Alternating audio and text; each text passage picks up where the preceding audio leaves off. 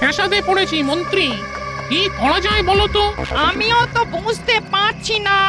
এমনি ভাবে তো আমাদের ভূত লোক একেবারে শেষ হয়ে যাবে। মানুষ মরছে কিন্তু ভূত হচ্ছে না, তবে যাচ্ছে কোথায়? কি করা যায় রাজামশাই? ভাবতে হবে। তুমিও ভাবো, আমিও ভাবি। মানুষ মরে ভূত হচ্ছে কিন্তু ভূতগুলো কোথায় যেন হারিয়ে যাচ্ছে। আমাদের ক্ষমতাটা দেখাতেই পারছি না। আচ্ছা রাজামশাই, আমরা কি পঙ্গু হয়ে যাচ্ছি? না, কোনো মন্ত্রের ফাঁদে পড়ে আছি। আহ, অনেক দিন পর একটা ভালো ইলিশ মাছ পেলাম। গিন্নি খুব খুশি হবে।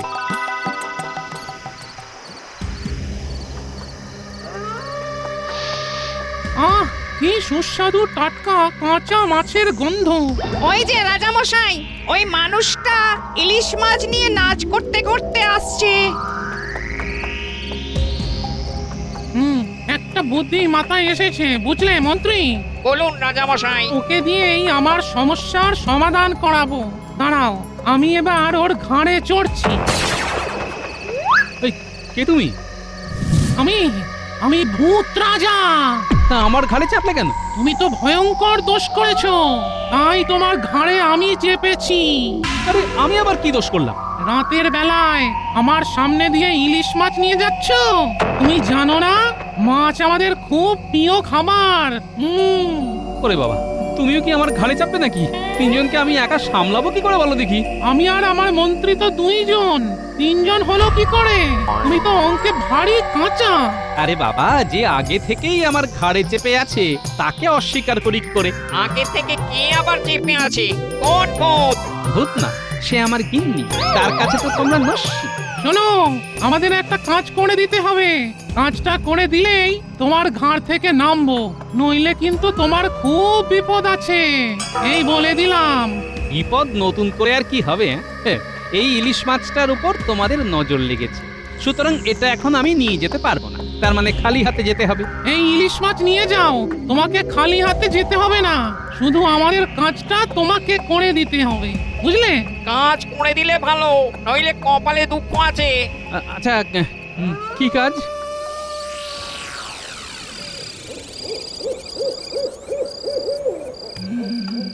কখনো এত রাত করে না, কি যে হলো, ভীষণ চিন্তা হচ্ছে। হ্যাঁ, আমারও খুব চিন্তা হচ্ছে। কি করে চিন্তা দূর করা যায় বলুন তো মা? একটু এগিয়ে দেখো না।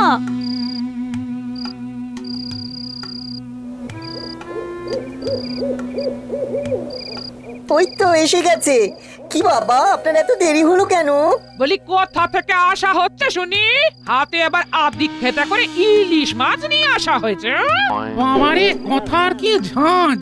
রাস্তা একটু দেরি হয়ে গেল বাবা জীবন। নাও, তোমার শাশুড়ি মাকে বলো ইলিশটার গতি করতে। মেনু মা, মাছটা নিয়ে যা তো মা।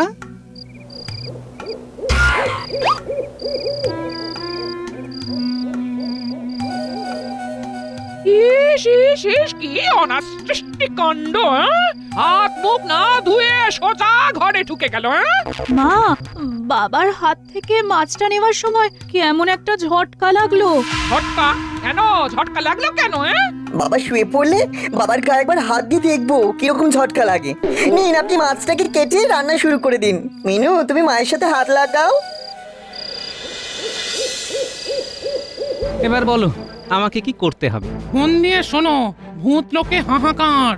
মানুষ মরে ভূত হচ্ছে কিন্তু ভূতগুলো আর ভূত লোকে আসছে না। ভূতগুলো কোথায় যাচ্ছে? সেটাই তোমাকে জানতে হবে। তা তোমাদের তো অনেক ক্ষমতা। আমরা আমাদের ক্ষমতাকে ব্যবহার করতে পারছি না, কোথায় যেন আটকে যাচ্ছে।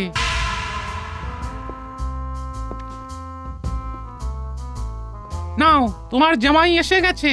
এখন আর তুমি কথা বলো না, আমি বলছি তুমি শুনে যাও, কেমন? ঠিক আছে। কি ঠিক আছে বাবা? কিচ্ছু ঠিক নেই। এমা, এই যে বললেন ঠিক আছে। এখন কোনো জবাব দিও না। ঠিক আছে। ও বাবা, এই তো আবার বললেন ঠিক আছে। কি ঠিক আছে? কি হলো বাবা? মুখে আঙ্গুল দিয়ে মাথা নাড়ছেন কেন? কোনো জবাব দিও না, যা করছো করে যাও। না, এইভাবে চলবে না। এই ভূতকে ঘাট থেকে নামাতে হবে। পারবে না। আমাদের কাজ না করে তুমি কিছুতেই আমাকে ঘাড় থেকে নামাতে পারবে না। ও বাবা, আপনি এরকম করে ঘাড় নাড়ছেন কেন? ও বাবা, বাবা, বাবার কি কোনো শোক পেয়ে মাথা খারাপ হয়ে গেছে? যাই যাই মাকে বলে আসি। ওই দেখো, তোমার জামাই তোমার গিন্নিকে খবর দিতে গেল যে তোমার মাথা খারাপ হয়ে গেছে। মা, ও মা, মা গো, বাবার বোধহয় মাথা খারাপ হয়ে গেছে। কি বলছো কি বাবা জীবন? মাথা খারাপ? হ্যাঁ? কি করে বুঝলে? একা একা কথা বলছে, মুখে আঙ্গুল দিয়ে ঘাড় নাড়ছে। কি হবে মা? ও মা গো, কি হবে গো? না কেঁদে চলো দেখে আসি। চলুন মা, আপনি নিজের চোখেই দেখে আসুন। চলুন চলুন।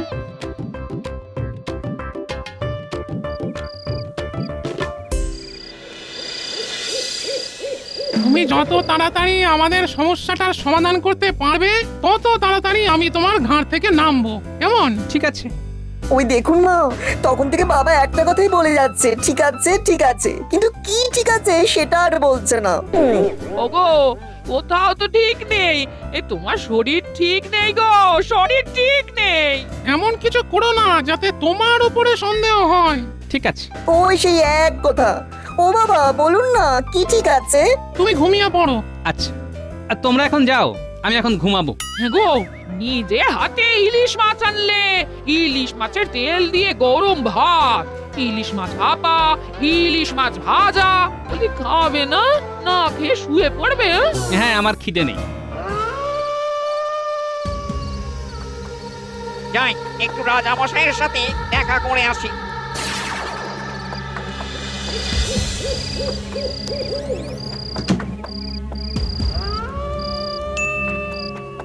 দেখো ভূত রাজা, তোমরা ওই গোড়ায় একটা গলদ করে রেখেছো। কি গলদ? এই যে আমার ঘাড়ে চেপে। আরে তুমি যদি এইভাবে ঘাড়ে চেপে থাকো তাহলে আমি তোমাদের কাজটা করবোটা কি করে? হ্যাঁ, হ্যাঁ, আমাকে বোকা পেয়েছো? আমি তোমার ঘাড় থেকে নামি আর তুমি মুক্ত হয়ে আমায় কাজকলা দেখাও। অত বোকা আমি নই। রাজামশাই, খুব একা লাগছিল, তাই চলে এলাম। কিরে বাবা, তুমিও কি আমার ঘাড়ে বসবে নাকি? হ্যাঁ, এই দেখো, আমাকে যদি একা না ছাড়ো তাহলে আমি কাজটা করব কি করে? তোমাদের সমস্যার তো সমাধান করতে হবে নাকি? হ্যাঁ, তোমাকে ছেড়ে দিলাম, কিন্তু তোমার কাজ ছাড়া হব না। তার মানে আমি তোমার জামাইয়ের ঘাড়ে চাপবো, তারপর যেই আমাদের কাজ হয়ে যাবে আমি চলে যাব। ভদ্র ভূতের এক কথা। ঠিক আছে ঠিক আছে ঠিক আছে, তুমি আমার জামাইয়ের ঘাড়ে চেপো, কিন্তু কোনো কষ্ট দিও না। হ্যাঁ, আমার জামাই তো একটু ওই লবঙ্গ লতিকার মতো, খুব নরম সরম আর কি। ঠিক আছে, তোমার কোনো ভয় নেই। আর একটা কথা, তোমাকে ছেড়ে দিচ্ছি মানে এই নয় যে তুমি আমাকে দেখতে পাবে না। তুমি আমাকে দেখতেও পাবে আর আমার কথা শুনতেও পাবে। আমি কি একা একাই থাকবো? তুমি এই গোপালকে সাহায্য করবে। গোপাল যেখানে যেখানে যাবে তুমিও গোপালকে ছায়ার মতো অনুসরণ করবে, কেমন? আমার প্রথম কাজ, রাজ্যে কেউ মরমর হলেই তোমাদের খবর দেব। ঠিক আছে, তাহলে কাল সকাল থেকেই খোঁজ খবর নিতে শুরু করে দাও যে রাজ্যে কে মরতে যাচ্ছে। আমিও তোমাকে ছেড়ে দিয়ে তোমার জামাইয়ের ঘাড়ে উঠতে চললাম। রাতের বেলা আর ওর ঘুম নষ্ট করো না, কাল সকালে যা করার করো। ঠিক আছে, ভদ্র ভূতের এক কথা।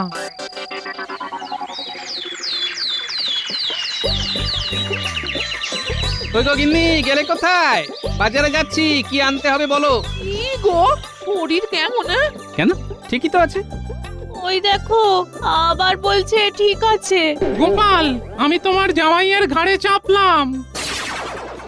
ঠিক আছে। ওই দেখো মা, এবার তো তোমার জামাইও শুরু করেছে। আর তো দেখছি এদের হলোটা কি। জামাই, তোমাকে আমি জামিন রেখেছি। তোমার শ্বশুর আমাদের কাজটা করে দিতে পারলেই তোমার ঘাড় থেকে আমি নেমে যাব। ঠিক আছে। ও মা, আবার খবর রাখতে হবে এই রাজ্যে কেউ মরমর কিনা, বুঝলে? তারপর কি করবে গোপাল? তোমাকে নিয়ে সেই লোকের কাছে যাব, যেই আত্মাটা বেরোবে অমনি খপ করে ধরে নেবে। আমরা পারবো না বলেই তো তোমাকে ধরলাম। আমরা তো মন্ত্রের ফাঁদে পড়ে আছি। আমরা এখন সীমিত শক্তির অধিকারী। এটা কি করে সম্ভব হবে? মানুষ কি কখনো ভূতের সঙ্গে পারে? তোমাকে একটা ছোট্ট ক্ষমতা দিতে পারি। কি ক্ষমতা? তুমি মৃত মানুষের আত্মাটাকে দেখতে পাবে, আত্মা কোথায় যাচ্ছে সেটাও দেখতে পাবে, আবার গায়ের গন্ধও পাবে। এরপর তুমি কি করে আমাদের সাহায্য করবে সেটা তুমি ভাববে। শুনেছি তোমার খুব বুদ্ধি। ওরে বাবা, এ তো আমাকে রীতিমতো পরীক্ষা নিচ্ছে।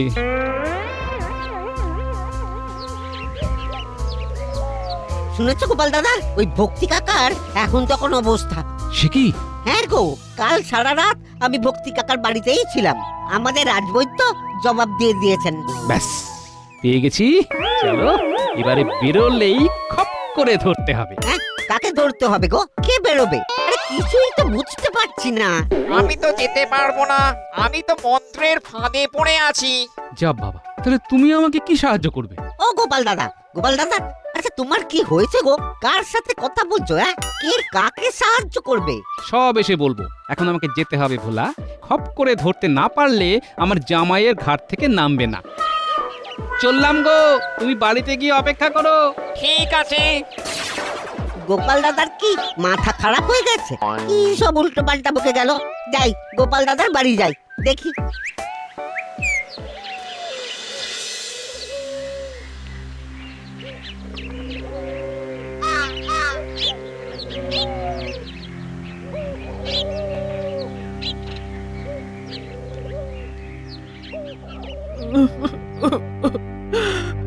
গোপাল, তোমাদের কাকাকে বোধহয় আর ধরে রাখতে পারবো না।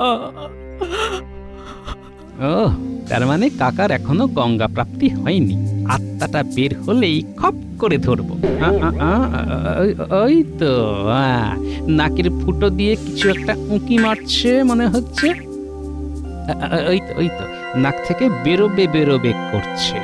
বেরোলেই খপ করে ধরবো।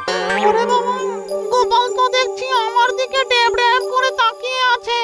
গোপালের আবার এই ক্ষমতাটাও আছে নাকি? ক্ষমতাটা পেয়েছি। তোমাকে নিয়ে অনেক কিছু গবেষণা করতে হবে। কেন তোমরা মরার পর ভূতলোকে যাচ্ছ না সেটা দেখতে হবে। আমরা কি আর আমাদের ইচ্ছেতে যাচ্ছি না? আমাদের ভূত লোকে যেতে দিচ্ছে না। সে কি? কে? গোপাল, তুমিও তো শোকে পাথর হয়ে গেলে বাবা। কেন কথা বলছো না বলো তো? কথা বললে তো একাগ্রতা নষ্ট হবে। এখনই আত্মাটাকে ধরতে হবে। কে এদের ভূতলোকে যেতে দিচ্ছে না সেটা দেখতে হবে। ওগো, এই যা, বেরিয়ে গেল। এ কি হলো গো? পালাবি কোথায়? আমি আসছি গন্ধ শুকে শুকে, তারপর দেখাচ্ছি মজা। কোথায় যাচ্ছি জানি না, টানে চলেছি।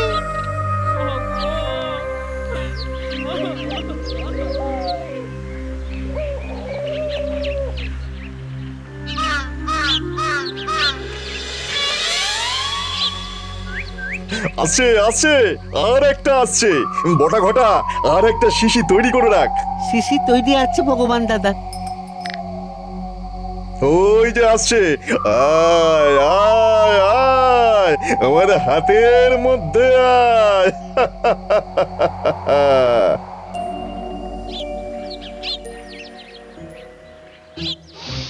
এ কি রে বাবা, এ তো দেখি বটা ঘটার বাড়ির দিক থেকে গন্ধটা আসছে।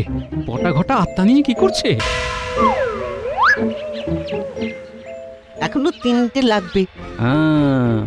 এই সবের মূলে আছে ভগবান, কিন্তু এগুলো নিয়ে করবেটা কি?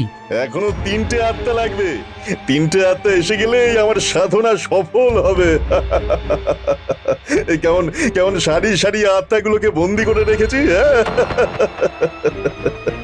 সাধনা সফল হলে হবেটা কি সেটা যদি জানা যেত। আচ্ছা ভগবান দাদা, 1000টা আত্মা এসে গেলেই আমাদের কাজগুলো সব হয়ে যাবে তো? হবে মানে, তখন দেখবি আমার ক্ষমতা। তখন আমি এই পৃথিবীর সবচেয়ে ক্ষমতাবান হয়ে উঠব। মন্ত্রীকে দেব কৃষ্ণনগর, আর আমি বসবো মুর্শিদাবাদের সিংহাসনে। ও, এর জন্য এত আয়োজন, কিন্তু কিভাবে এর মোকাবিলা করা যাবে? না, ভূত রাজার সাথে একটু আলোচনা করতে হবে। যাই, ঘরে যাই। জানো জানো ভগবান দাদা, কাল মধ্যরাতে ঘুম ভেঙে গিয়েছিল, দেখি ওই ঘর থেকে কত সব বিচিত্র আওয়াজ। এখন সবাইকে ঘুম পাড়িয়ে দিয়েছি, ওরা জেগে ওঠে ওই মধ্যরাতে। ভয় পাস না, ওদের ওই হাঁক ডাকি সার। আচ্ছা, ওরা আমাদের কোনো ক্ষতি করতে পারবে না তো? ওরা ক্ষতি তখনই করবে যখন কেউ ওদের শিশি থেকে বার করে দেবে। তাই তো শিশিগুলোকে কাঠের বাক্সের মধ্যে ঢুকিয়ে একেবারে তালা দিয়ে বন্ধ করে রাখি। একেবারে বজ্র আঁটুনি। আচ্ছা, এই ব্যাপার। তাহলে আমাকে যা করতে হবে আজ মধ্যরাতে। যাই, ভূত রাজার সাথে একটু আলোচনা করে নি। আজ আর রাজসভায় যাব না।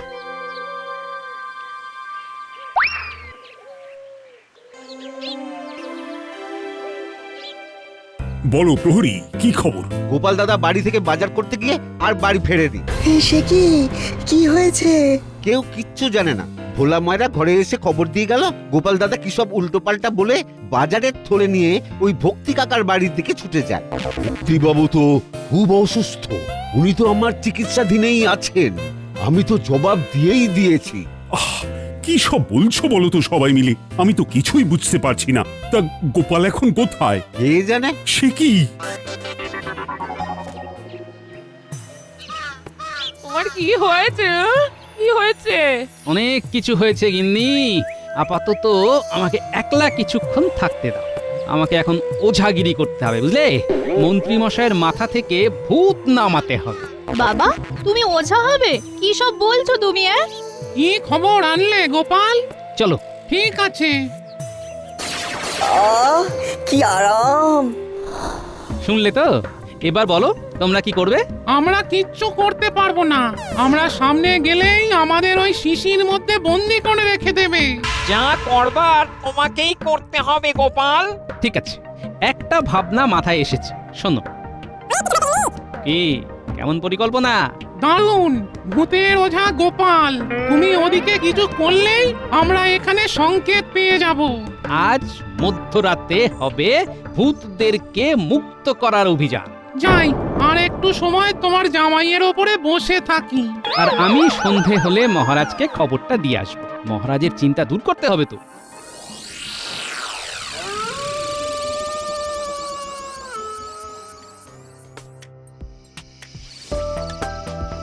কি খেলা দেখাবে গোপাল? খেলা নয়, নাচ মহারাজ, ভূতের নাচ। উফ, তুমি যে কি চিন্তায় ফেলেছিলে না, সন্ধেবেলায় তোমাকে দেখে ধরে প্রাণ এলো। একটা বিরাট অঘটন ঘটতে যাচ্ছিল। ভাগ্যিস ভূত রাজা আমার ঘাড়ের উপর চেপে বসেছিল, তাতেই তো জানতে পারলাম সব। চলুন না, সব দেখবেন। চলো চলো, চর্মচক্ষে ভূতের নৃত্য দেখবো।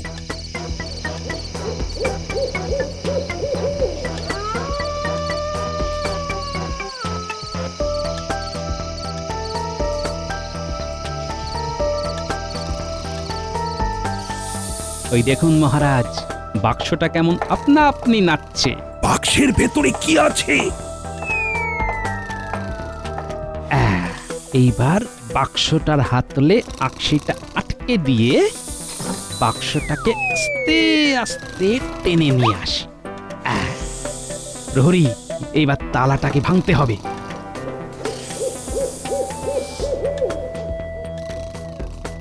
তোমার বর্ষার ফলাটা দিয়ে চাবির জায়গাটায় চাপ দাও।